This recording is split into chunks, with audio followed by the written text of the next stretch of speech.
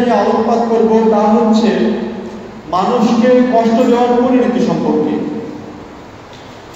শুরুতেই আসি একটা আয়াত দ্বারা শুরু করি।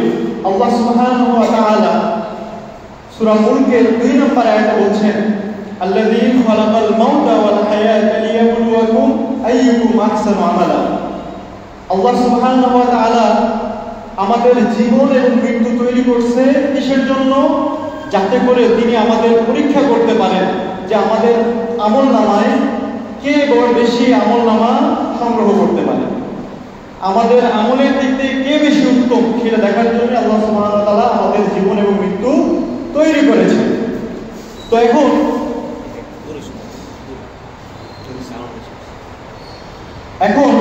আমরা আমল বলতে কি বোঝাই? শুধুমাত্র কি নামাজ, রোজা, হজ, যাকাত ইত্যাদিকেই শুধুমাত্র আমরা আমল বলে সীমাবদ্ধ করব?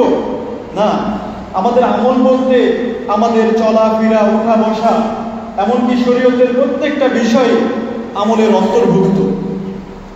রাসূল সাল্লাল্লাহু আলাইহি সাল্লামকে এক ব্যক্তি এসে জিজ্ঞাসা করলো, হে আল্লাহর রাসূল, আল্লাহর নিকটে সবচেয়ে পছন্দনীয় ব্যক্তি কে? রাসূল সাল্লাল্লাহু আলাইহি সাল্লাম কিন্তু তার বিষয়ে উত্তর এটা দেয় নাই যে বেশি সালাত আদায় করে, যে বেশি সিয়াম পালন করে, যে বেশি যাকাত দেয়, হজ করে, এটা বলেন নাই। বরঞ্চ আল্লাহ সুবহানাহু ওয়া তাআলা বলেছেন, আনফাউহুম লিন্নাস, যে মানুষের বেশি বেশি উপকার করে সে আল্লাহর সবচেয়ে পছন্দনীয় ব্যক্তি। তারপরে রাসূল সাল্লাল্লাহু আলাইহি সাল্লাম আবার এক সাহাবী জিজ্ঞাসা করলেন যে আল্লাহর রাসূল, সবচেয়ে ভালো আমল কোনটা? চিন্তা করেন, আশ্চর্য হয়ে যাবেন আপনারা সবাই। সবচেয়ে ভালো আমল বলেন নাই যে হজ করা, সবচেয়ে ভালো আমল বলেন নাই যাকাত দেওয়া, সালাত সিয়াম আদায় করা, বরঞ্চ রাসূল সাল্লাল্লাহু আলাইহি সাল্লাম বলেছেন, আহাব্বুল আ'মালি ইলাল্লাহি সুরুরুন তুদখিলুহু আলা মুসলিমিন, কোন মুসলিমের মুখে হাসি ফুটানো এটা সবচেয়ে বড় আমল, এটাই সবচেয়ে পছন্দনীয় আমল, এটাই রাসূল সাল্লাল্লাহু আলাইহি সাল্লাম বলেছেন। অথবা আও তাকশিফু আনহু কুরবাতান, অথবা কোনো ব্যক্তির কষ্ট লাঘব করা, কষ্ট দূরীভূত করা, এটা হচ্ছে সবচেয়ে ভালো আমল। রাসূল সাল্লাল্লাহু আলাইহি সাল্লাম আরো বলেছেন, আও তাকদি আনহু দাইনান, অথবা কাউরি ঋণ পরিশোধে তাকে সাহায্য করা, এটা হচ্ছে সবচেয়ে বড় আমল। আও তাতরুদু আনহু জুআন, অথবা কোনো ব্যক্তি ক্ষুধার্ত তার ক্ষুধা নিবারণ করা, এটা হচ্ছে সবচেয়ে ভালো আমল। রাসূল সাল্লাল্লাহু আলাইহি সাল্লাম আরো বলেছেন, ওয়ালি আইয়ামশিয়া মা আখিল মুসলিম, যে কোনো ব্যক্তি তার মুসলিম ভাইয়ের প্রয়োজন পূরণ করার জন্য, অভাব পূরণ করার জন্য তার সাথে কোনো জায়গা গেল, এই জায়গাটা যাওয়া কেমন উত্তম, কেমন ফজিলতপূর্ণ, এটার বিষয়ে রাসূল সাল্লাল্লাহু আলাইহি সাল্লাম বলেছেন যে আমার কাছে এটা আমার মসজিদ, এই মসজিদে নববীতে 1 মাস টানা 1 মাস ইতিকাফ করার যে সওয়াব, তার চাইতে বেশি সওয়াব আমি মনে করি যে কোনো ব্যক্তির প্রয়োজন পূরণ করতে যেয়ে তার সাথে চলা। সুবহানাল্লাহ, চিন্তা করেন কত ভালো কাজ এগুলা। তাই আমাদের প্রত্যেকটা মানুষকে মানুষের উপকারের জন্য কাজ করতে হবে। আল্লাহ সুবহানাহু ওয়া তাআলার হক আদায় করার পাশাপাশি আমাদের এগুলা কাজ করতে হবে। আল্লাহ সুবহানাহু ওয়া তাআলা আমাদের তৌফিক দান করুন, বলেন আমিন। আসুন, যেহেতু আমি আলোকপাত করতেছি আজকে মানুষকে কষ্ট দেওয়ার পরিণতি সম্পর্কে, শুরুতেই জেনে নিই যে সমস্ত বিষয়ে আমরা, যে সমস্ত মাধ্যমে আমরা মানুষকে কষ্ট দিই তার উল্লেখযোগ্য 2টা মাধ্যম রয়েছে। 1 নম্বর মাধ্যম হচ্ছে মানুষের মুখ, এই মুখের দ্বারাই মানুষকে বেশি কষ্ট দিয়ে থাকে। 2য় নম্বর মাধ্যম হচ্ছে মানুষের অঙ্গ প্রত্যঙ্গ। 2য় নম্বর মাধ্যম কি? অঙ্গ প্রত্যঙ্গ।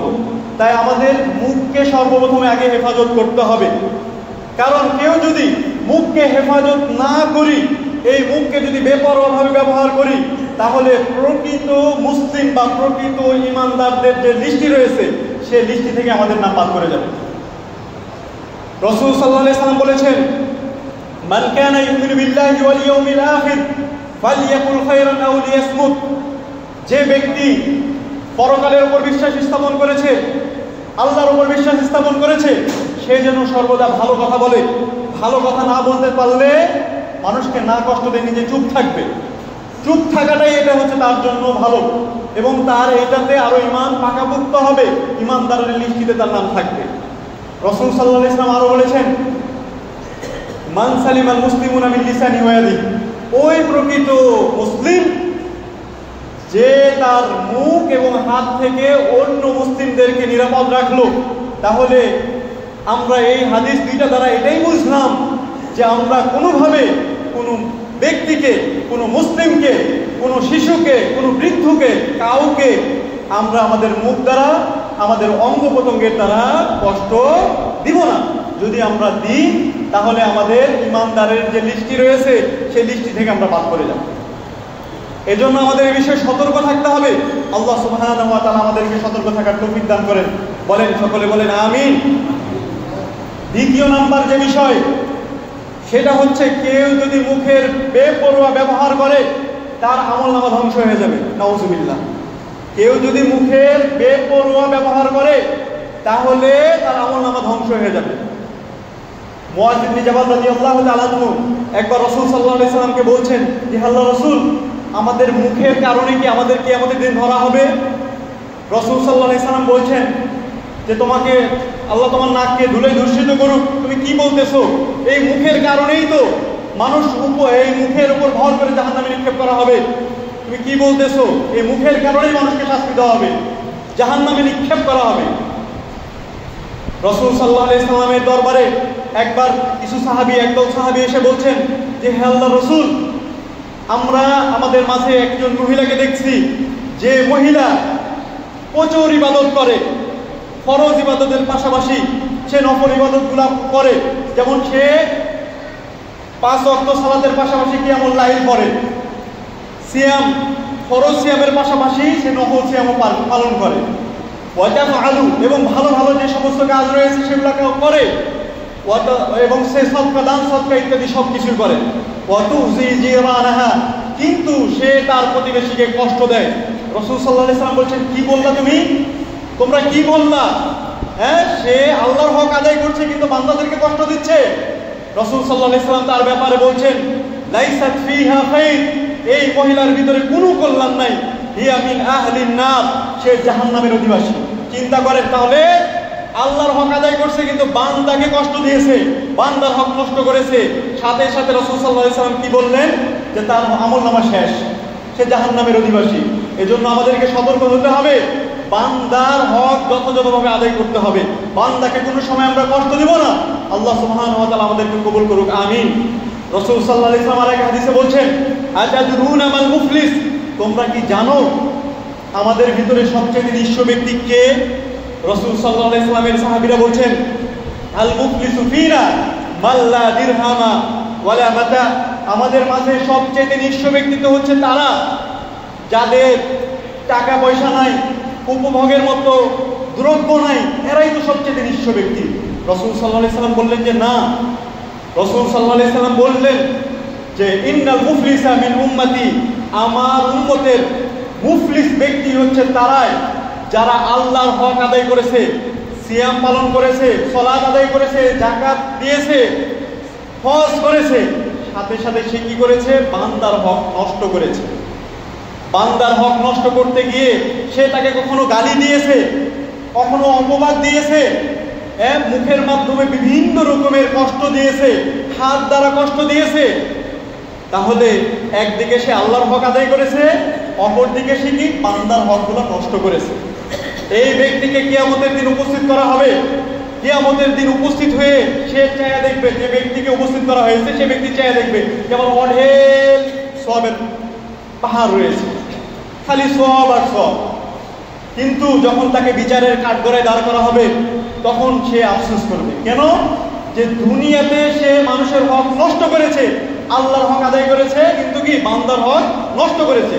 কারণ যাদের হক সে নষ্ট করেছে সেদিনকে তারা হবে পাওনাদার। কিভাবে পাওনাদার? কাউকে যে গালি দিয়েছে, ওই দিনকে গালি বিনিময়ে যে গালি দিবে এরকম কোনো কারেন্সি নেই। টাকা দিয়ে যে বর্তমানে বিভিন্ন কিছু কিনা যায়, ওই দিনকেও কিন্তু কিনতে হবে, পরিশোধ করতে হবে। কিসের মাধ্যমে? আমলের কারেন্সি চলবে। ওই সময় চলবে কি আমলের কারণ। আপনাদের যে বর্তমানে যে টাকা পয়সা দেয় বিভিন্ন কিছু আমরা কিনতে পারি, কিন্তু আখিরাতে কোনো কিছু কিনতে হলে আমল দিয়ে কিনতে হবে।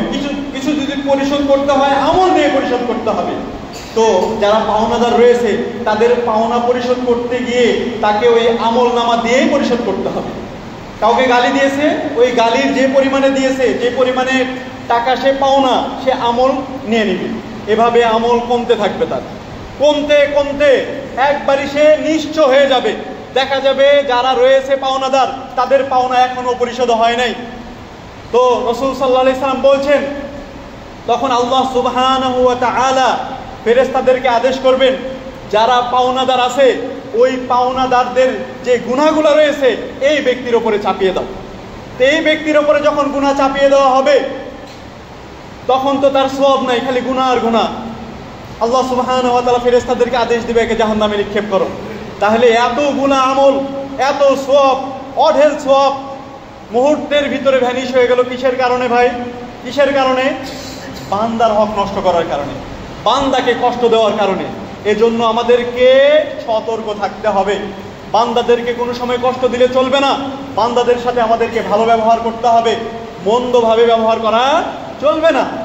রাসূল সাল্লাল্লাহু আলাইহি সাল্লাম বলেছেন, আনা জাইমুম বিরাবাজিল জান্নাহ, আমি জান্নাতের নিরিবিলি আঙ্গিনায় ওই ব্যক্তিকে গ্যারান্টি দিচ্ছি যে ব্যক্তি হকদার হয়ে গেছে অন্যকে গালি দেওয়ার, অন্যর সাথে খারাপ ব্যবহার করার, কিন্তু সেই খারাপ ব্যবহার করে নাই।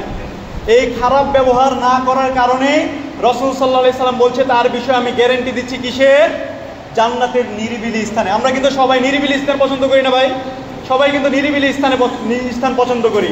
তো এই ব্যক্তিকে নিরিবিলি স্থানে আল্লাহ সুবহানাহু ওয়া তাআলা আশ্রয় দিবে, জায়গা দিবে। কিসের কারণে?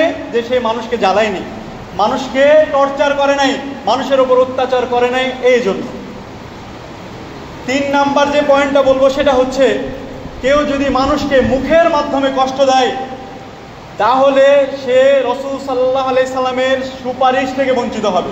নাউজুবিল্লাহ। রাসূল সাল্লাল্লাহু আলাইহি সাল্লাম বলেছেন, মাই ইয়াদমানু লি মা বাইনা লাহইহি ওয়া মা বাইনা রিজলাইহি আযমানু লাহুল জান্নাহ। যে ব্যক্তি আমাকে 2টা বিষয়ের গ্যারান্টি দিবে, অর্থাৎ মুখের অপব্যবহার এবং লজ্জাস্থানের অপব্যবহার থেকে আমাকে যে ব্যক্তি গ্যারান্টি দিবে, আমি এই ব্যক্তিকে গ্যারান্টি দিচ্ছি কিসের? জান্নাতের। তাহলে রাসূল সাল্লাল্লাহু আলাইহি সাল্লামের সুপারিশ সে গ্যারান্টেড ভাবে পাচ্ছে, সে পেয়ে যাচ্ছে। এজন্য আমাদের মানুষদেরকে কষ্ট দিতে হবে না? দিতে হবে না? দিতে হবে না। আমাদেরকে বেঁচে থাকতে হবে। তো মানুষকে যেই সমস্ত মাধ্যমে আমরা কষ্ট দিচ্ছি, এই সমস্ত মাধ্যম থেকে বেঁচে থাকার জন্য সাহাবীরাও কিন্তু বলেছিল যে আল্লাহর রাসূল আমরা কিভাবে নাজাত পাবো, মানুষকে কষ্ট দেওয়ার থেকে বিরত আমরা কিভাবে থাকতে পারবো। রাসূল সাল্লাল্লাহু আলাইহি সাল্লাম একজন সাহাবী উকবা ইবনে আমির, তিনি বলছেন যে মান নাজা, আল্লাহর রাসূল আমরা কিভাবে এগুলা থেকে পরিত্রাণ পাবো। রাসূল সাল্লাল্লাহু আলাইহি সাল্লাম পরিত্রাণের যে সমস্ত মাধ্যম রয়েছে সেগুলোর 3টা মাধ্যম তাকে বলে দিয়েছিলেন। 1 নাম্বার মাধ্যম হচ্ছে আমসিক আলাইকা লিসানাক, তুমি তোমার জবানে লাগাম লাগাবা। আমরা যেমন ওই যে মহিষ বা গরুকে হাল চড়াতে যে লাগাম লাগাই দিই না, যাতে করে ওই যে লাগাম দেওয়ার এই হাল চড়ানোর সময় যেন সে অন্যদিকে মুখ না দেয়, এজন্য কিন্তু লাগাম দিয়ে দিই। তো রাসূল সাল্লাল্লাহু আলাইহি সাল্লাম তাকে শিখিয়ে দিলেন যে তুমি তোমার মুখে লাগাম দিয়ে দাও। কেন? যে তুমি যেন বেপথে না যাও, বেপথে যেন কথাবার্তা না বলো, বেপরোয়া যেন মুখের ইউজ না করো, এজন্য তুমি মুখে লাগাম লাগাই দাও। রাসূল সাল্লাল্লাহু আলাইহি সাল্লাম 2য় নাম্বার যে মাধ্যম তাকে বলে দিয়েছেন সেটা হচ্ছে তুমি তোমার বাড়িতে অবস্থান করো। তুমি তোমার বাড়িতে বেশি বেশি অবস্থান করো, কারণ যখনই বাইরে যাবা তখনই বন্ধু বান্ধবের সাথে আড্ডা দিবা, যে ওই মানুষের বদনাম করবা, ওকে গালি দিবা, বিভিন্নভাবে তুমি অপকর্মে লিপ্ত হবা। এজন্য তোমার 2য় নাম্বার যে পদ্ধতি সেটা হচ্ছে তোমার বাড়িতে অবস্থান করা। 3য় নাম্বার যে পদ্ধতি যেটা রাসূল সাল্লাল্লাহু আলাইহি সাল্লাম শিখিয়ে দিয়েছেন সেটা হচ্ছে কি? ওয়াবগি আলা খাতিয়াতিক। আমরা তো সকলেই ভাই পাপী না, সবারই তো পাপ আছে। তো রাসূল সাল্লাল্লাহু আলাইহি সাল্লাম বলছেন যে নাজাত পাওয়ার 3য় নাম্বার মাধ্যম হচ্ছে ওয়াবগি আলা খাতিয়াতিক, তোমার পাপের জন্য তুমি বেশি বেশি ক্রন্দন করো। যদি আমরা আমাদের পাপের জন্য পানি ফেলতে পারি, চক্ষু বেয়ে যদি পানি গড়িয়ে পড়ে, তাহলে এটাই আমাদের জন্য নাজাতের ওসিলা হবে। তাহলে আমাদের এই তিনটা মাধ্যমে অবলম্বন করতে হবে, তিনটা মাধ্যমেই আমাদেরকে পরিত্রাণ পাওয়ার চেষ্টা করতে হবে। তাহলে আবার বলি, তিনটা মাধ্যম কি কি? এক নাম্বার হচ্ছে কি ভাই? মুখে লাগাম লাগাইতে হবে। দুই নাম্বার মাধ্যম কি? বাড়িতে বেশি বেশি অবস্থান করতে হবে, বাইরে গেলে চলবে না। আবার এখন তো বর্তমানে আধুনিক ওয়ে চলে আসছে, আমাদের মোবাইল নিয়ে ব্যস্ত থাকি, হ্যাঁ, সওয়াবের কাজ একদম বাদ দিয়ে অপকর্ম অপজিনিস দেখে আমরা সময় অপচয় করি, এটাও করলে চলবে না। কিন্তু বাড়িতে অবস্থান করতে বলা হয়েছে বলে কি মানুষের অপকর্ম করতে বলা হয়েছে? না। মোবাইল নিয়ে গান শুনতে বলা হয়েছে? না। বাড়িতে অবস্থান করতে বলা হয়েছে এই জন্য যাতে করে আমরা পাপ মুক্ত থাকতে পারি, পরিবারকে যেন সময় দিতে পারি, পরিবারের সাথে যেন ভালো ব্যবহার করতে পারি, আর অন্যদের নামে যেন কুচ্ছা রচনা না করি। তৃতীয় নাম্বার যে মাধ্যম সেটা হচ্ছে কি? ওয়াবকি আলা খাতিয়াতিক, যে তোমাদের পাপ যে হয়েছে এই পাপের জন্য তোমরা ক্ষমা চাও, পাপের জন্য ক্রন্দন করো, পাপের জন্য ক্ষমা চাও। এটাই আমাদের কিন্তু করতে হবে। আমরা যদি এগুলা করতে পারি তাহলে আমরা দুনিয়া এবং আখেরাত উভয় জগতে আমরা নাজাত পাবো। মুখের বিষয়ে আমরা লাগামহীন হই প্রায় সকল ধরনের সকল স্তরের লোকেরা, যে বিষয়ে সেটা হচ্ছে গালিগালাজের বিষয়ে, ঠিক কিনা? ঠিক। তো আমরা সকলে যে বিষয়ে লাগামহীন হয়ে যাই সেটা হচ্ছে গালিগালাজের বিষয়ে। দেখেন, ছোট বড় মাধ্যম থেকে শুরু করে একদম বৃদ্ধ পর্যন্ত সকলেই কিন্তু গালিগালাজ করি কি করি না? এই গালিগালাজ করার বিষয়ে রাসূল সাল্লাল্লাহু আলাইহি সাল্লাম কিন্তু সতর্ক করেছে যে গালিগালাজ করা যাবে না। কারণ কেউ যদি গালিগালাজ করে তাহলে সে ইসলামিক যে আইন, সে আইনকে সে অস্বীকার করলো। কারণ রাসূল সাল্লাল্লাহু আলাইহি সাল্লাম বলেছেন, সিবাবুল মুসলিমি ফুসুকুন, একজন মুসলিম যে কাউকে গালি দিবে এটা হচ্ছে কি? ফাসিকি কাজ। ফাসিকি কাজের সংজ্ঞা হচ্ছে কি? Someone who deviates Islamic law, violates Islamic law. একজন ব্যক্তি যে ইসলামিক নিয়মকে অস্বীকার করে সেই হচ্ছে ফাসিকি ব্যক্তি।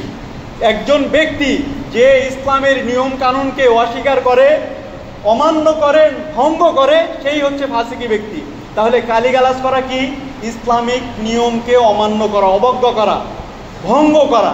এজন্য আমাদের কাউকে গালি দেওয়া চলবে? গালি দেওয়া চলবে না। দ্বিতীয় নাম্বার, গালিগালাজ করা মানে কি? নিজেকে ধ্বংসে নিপতিত করা। কেউ যদি কাউকে গালিগালাজ করি তাহলে এর দ্বারা কি? আমি নিজেই ধ্বংসে নিপতিত হলাম। রাসূল সাল্লাল্লাহু আলাইহি সাল্লাম বলেছেন যে শাবুল মুসলিমি, একজন মুসলিম সে যদি কাউকে গালি দেয় তাহলে সে যেন নিজে ধ্বংসে নিপতিত করলো। তাহলে আমরা কি জেনে বুঝে কেউ কাউকে ধ্বংসে নিপতিত করতে চাই না, আমরা সকলেই পরিত্রাণ পেতে চাই। আর বর্তমান সমাজের অবস্থা এমন হয়ে গেছে যে গালি দেওয়াই মনে হচ্ছে আমাদের চালাকি, গালি দেওয়াই মনে হয় আমাদের যে জোর আছে, শক্তি আছে, বল আছে, সেটার মনে হয় মানে প্রমাণিত হচ্ছে। ছোট থেকে বড় সকলেই কিন্তু এই গালি প্রয়োগ করছে। রাসূল সাল্লাল্লাহু আলাইহি সাল্লামের জামানায় আবু বকর রাদিয়াল্লাহু তাআলা আনহু এক জায়গায় উপস্থিত, সে জায়গায় রাসূল সাল্লাল্লাহু আলাইহি সাল্লাম উপস্থিত। তো রাসূল সাল্লাল্লাহু আলাইহি সাল্লাম দেখছেন যে একজন ইহুদি ব্যক্তি আবু বকর রাদিয়াল্লাহু তাআলা আনহুকে গালিগালাজ করছে, আর আবু বকর রাদিয়াল্লাহু তাআলা আনহু কিছু না বলে শুনতেছে, কোনো রেসপন্স নাই, শুনতেছে। রাসূল সাল্লাল্লাহু আলাইহি সাল্লাম মুচকি হাসতেছে। তো আবু বকর রাদিয়াল্লাহু তাআলা আনহু এবার রাসূল সাল্লাল্লাহু আলাইহি সাল্লামের হাসি দেখে মন খারাপ করে ফেলেছে যে কিরে, আমার ইহুদি ব্যক্তি গালি দিতেছে আর রাসূল সাল্লাল্লাহু আলাইহি সাল্লাম হাসতেছে। তো আবু বকর রাদিয়াল্লাহু তাআলা আনহু পাল্টা আরো কয়েকটা জবাব দিয়ে দিলেন, মানে গালি দিয়ে দিল। তো রাসূল সাল্লাল্লাহু আলাইহি সাল্লাম ওই জায়গা থেকে চলে গেলেন। যখন ওই জায়গা থেকে চলে গেল তখন আবু বকর রাদিয়াল্লাহু তাআলা আনহু, তিনি তো বিবেকবান একজন সাহাবী, তো তিনি আবার সাথে সাথে কিরে, রাসূল সাল্লাল্লাহু আলাইহি সাল্লাম একটু আগে হাসতেছিল, এখনই চলে গেল। রাসূল সাল্লাল্লাহু আলাইহি সাল্লামের অনুসরণ করে তার জায়গায় যে উপস্থিত হলো। রাসূল সাল্লাল্লাহু আলাইহি সাল্লামকে বলছেন, হে আল্লাহর রাসূল, আমাকে যখন গালিগালাজ দেওয়া হচ্ছিল সেই সময় আপনি হাসতেছিলেন, আমি যখন কয়েকটা গালি দিলাম তখন চলে গেলেন কেন? রাসূল সাল্লাল্লাহু আলাইহি সাল্লাম বললেন যে দেখো, তুমি যখন গালি খাচ্ছিলে, মানে তোমাকে যখন গালি দেওয়া হচ্ছিল, তখন আমি দেখলাম যে অনেক ফেরেশতা এসে তোমার পক্ষ নিয়ে ওই ব্যক্তিকে গালি দিচ্ছিল। এটা দেখে আমি অনেক খুশি হইলাম। মানে কাউকে যখন কেউ গালি দেয়, ওই যদি চুপ থাকে, এর পক্ষ নিয়ে ফেরেশতারা ওই ব্যক্তিকে গালিগালাজ করতে থাকে। আর যখন দেখলাম যে তুমি কয়েকটা গালি দিলা, ফেরেশতারা সব চলে গেল। এই জায়গায় আশ্রয় নিল কারা? শয়তানের আশ্রয় নিল। শয়তান এই জায়গায় আশ্রয় নিছে। এখন তুমি বলো, যেই জায়গায় শয়তান আশ্রয় নিয়েছে সেই জায়গায় কি আমি থাকতে পারি? সেই জায়গায় তো আমি থাকতে পারি না। এই জন্য আমি এই জায়গা থেকে চলে এসেছি। তাহলে বুঝেন, গালি দিলে কেউ যদি নীরবে সেটা শুনতে পারে, চুপ থাকতে পারে, তাহলে তার পক্ষ নিয়ে জবাব দেয় কে? জবাব দেয় কে? ফেরেশতারা জবাব দেয়। এজন্য গালি খাইলে মনে করেন না যে আপনি অপমানিত হলেন, অপদস্থ হলেন, বরঞ্চ আপনি সম্মানিত হলেন। কারণ আপনার পক্ষ নিয়েছে কারা?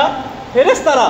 তা আমরা চাই সকলেই যে আমাদের জন্য ফেরেশতারা দোয়া করুক, আমাদের জন্য ফেরেশতারা অন্যকে গালি দেখ, এটাই কিন্তু আমরা চাই। আমরা এমন ধরনের গালিগালাজ করি, শুনতে অবাক লাগে। মা বাবা কেন্দ্র করে বেশিরভাগ যে গালিগুলো দেওয়া হয় আমরা সকলে জানি না ভাই? সবাই জানি। ছোট থেকে বড় সবাই কিন্তু মা বাপকে তুলেই কিন্তু বেশি গালি দিই। রাসূল সাল্লাল্লাহু আলাইহি সাল্লাম বলেছেন, আকবারিল কাবাইর, কবিরা গুনার অন্তর্ভুক্ত হচ্ছে যে কোনো ব্যক্তি তার মাকে গালি দেওয়া। রাসূল সাল্লাল্লাহু আলাইহি সাল্লামের সাহাবীরা জিজ্ঞাসা করলেন, হে আল্লাহর রাসূল, এমন কেউ কি আছে যে তার মাকে গালি দেয়? রাসূল সাল্লাল্লাহু আলাইহি সাল্লাম বলছেন যে হ্যাঁ আছে। যখন তোমাদের কেউ অন্যর মা বাপকে গালি দেয়, তখন সে যেন নিজের মা বাপকে গালি দিচ্ছে। অন্যর মা বাপকে যে সম্মান করতে পারে না, সে যেন নিজের মা বাপকেও সম্মান করতে পারলো না। এজন্য মুখে আমাদের লাগাম লাগাতে হবে। গালি দিলেই বড় না, বরঞ্চ গালি শোনা বা গালি শুনে নিজেকে ধৈর্য ধারণ করে রাখা, এটাই সবচাইতে শ্রেয় কাজ, এটাই সবচাইতে শ্রেষ্ঠ কাজ, এটাই আমাদেরকে করতে হবে। রাসূল সাল্লাল্লাহু আলাইহি ওয়াসাল্লাম গালিগালাজের তৃতীয় নাম্বার যে বিষয়টা বলবো সেটা হচ্ছে গালিগালাজ করা মানে শয়তানকে সাহায্য করা। রাসূল সাল্লাল্লাহু আলাইহি সাল্লামের কাছে একবার সাহাবীরা এক ব্যক্তিকে নিয়ে আসলো যে মদ পান করেছে। তো রাসূল সাল্লাল্লাহু আলাইহি সাল্লাম বলছেন, ইদরিবুহু, তোমরা একে মারো। আবু হুরায়রা রাদিয়াল্লাহু তাআলা তিনি বলছেন যে আমাদের মধ্যে কোনো ব্যক্তি তাকে লাঠি দিয়ে মারতে লাগলো, কেউ হাত দিয়ে মারতে লাগলো, কেউ কাপড় পেঁচে একে মারতেছে। যখন মারা হলো একদম ব্যক্তিটা নিস্তেজ হয়ে নিচে পড়ে গেছে। এমন তো অবস্থায় রাসূল সাল্লাল্লাহু আলাইহি সাল্লাম বলছে আর মারার দরকার নাই, থাক। ওই ব্যক্তি ওখানে শুয়ে রয়েছে। শুয়ে থাকা অবস্থায় যখন ব্যথা উপশম হয়েছে, আস্তে আস্তে ভালো হয়েছে, তো এই ব্যক্তি ওখান থেকে উঠে চলে যাচ্ছে।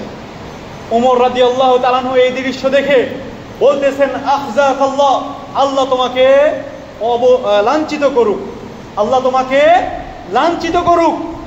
রাসূল সাল্লাল্লাহু আলাইহি সাল্লাম এই কথা শুনে বলছেন যে লা তাকুলু হাকাযা, তুমি এরূপ কথা বলিও না।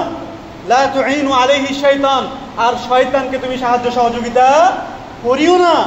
কারণ আমরা পাপকে ঘৃণা করব, কিন্তু পাপী ব্যক্তিকে ঘৃণা করব না। কারণ পাপী ব্যক্তিকে যদি ঘৃণা করি তাহলে শয়তান তার উপরে চেপে বসবে, এই পাপীকে আরো পাপ কাজে উদ্বুদ্ধ করবে।